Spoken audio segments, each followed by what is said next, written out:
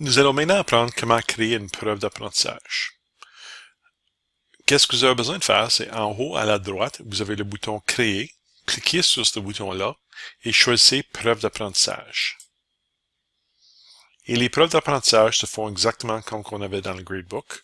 On doit nommer la preuve. Je vais l'appeler lecture.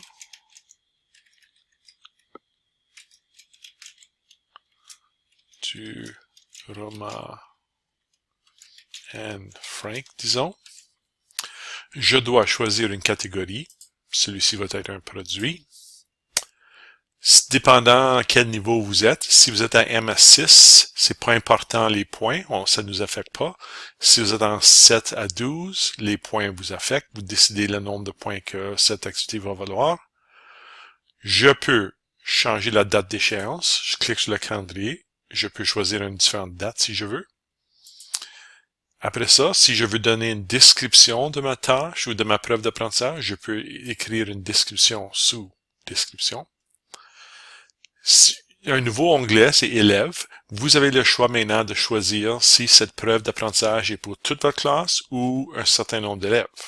Si je veux choisir un certain nombre d'élèves, je clique sur ajouter, enlever les élèves et je peux enlever tous mes élèves et choisir ceux que je veux. Ou si c'est pour toute la classe, je le laisse et ça ne m'affecte pas. Maintenant, je vais aller chercher mes résultats d'apprentissage. Encore, c'est comme dans le gradebook. La seule différence ici, c'est qu'on vous permet de choisir compréhension lecture. Mais évidemment, on ne veut pas choisir les domaines du bulletin.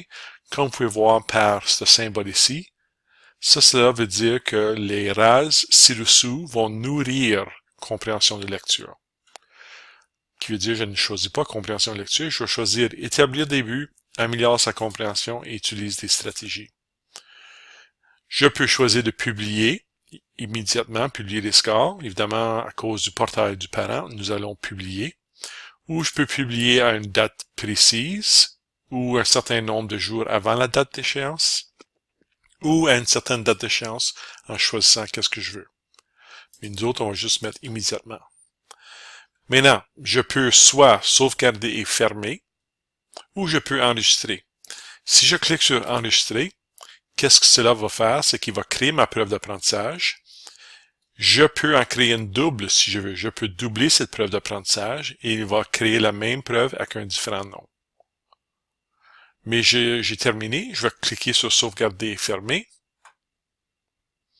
Et voici en haut, je peux maintenant ouvrir ma preuve d'apprentissage ou je peux cliquer ici, dépendant lequel vous voulez.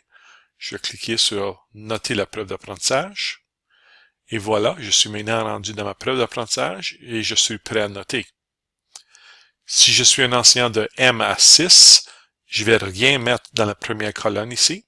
C'est une colonne vide. Je l'utilise simplement pour administration, qui veut dire pour choisir soit c'est un travail qui a été récupéré, qui met un petit crochet, ou si c'est en retard, etc. Mais pour les élèves de 7 à 12, c'est ici où vous allez mettre votre note sur le montant de points, puis celui-ci c'était sur 10 points. C'est indiqué ici, saisie maximum de 10 points. Pour évaluer les rases, je clique dans le premier rase, et comme vous pouvez voir, si je passe ma souris par-dessus les lettres en haut, ça me dit ça c'est établir des buts. Le prochain rase améliore sa compréhension et utilise des stratégies.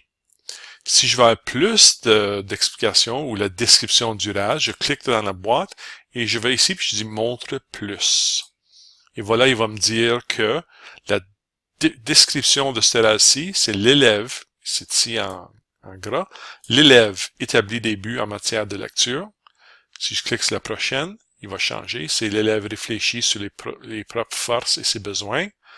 Et la troisième, je veux dire, l'élève utilise des stratégies et des indices avant, durant et après la lecture en vue de comprendre.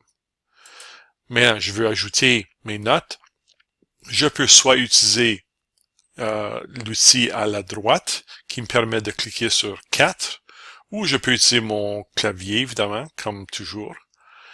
Une fonction nouvelle ou plus facile à utiliser, c'est si je sais que mes élèves ont tous des 4 sauf pour cet élève ici et cet élève-là, Je peux maintenant cliquer dans la deuxième boîte et je peux dire, je donne un 4 et je fais le remplir rapidement. Et voilà, il va tout remplir. Il va me dire que j'ai rempli 8 scores mis à jour. Il ne va pas remplacer les 3 que j'avais indiqués avant. Je fais la même chose ici. Si je sais que tout le monde a eu les 3 cette fois-ci, je clique sur le 3, remplissage rapide. Il va remplir tout. J'en ai 11 cette fois-ci. Et la dernière colonne, je sais que celui-ci a un 3, celui-ci a un 2 et celui-ci a un 3. Mais les restants ont tous eu des 4. Je clique sur le 4 et ça fait un remplissage rapide encore.